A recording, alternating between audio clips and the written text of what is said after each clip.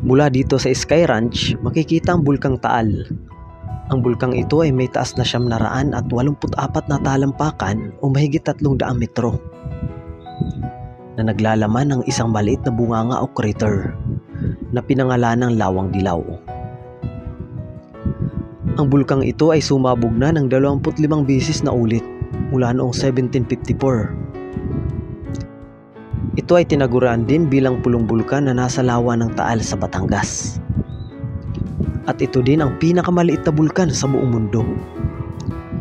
Sa mga bulkan sa Pilipinas, kapansin-pansin ang Bulkang Taal dahil sa kanyang kahali-halinang pisikal na anyo at mga napakabangis na erupsyon na nagdudulot ng malalaking pinsala.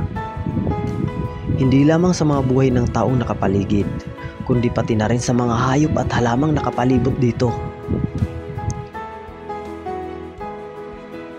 Dahil sa kanyang natural na kagandahan at maragit na kaanyuan, napakaraming turista ang naaakit at naaaliw. Katangi-tangi kasi ito sa pagiging bulkan na napapaligiran ng lawa.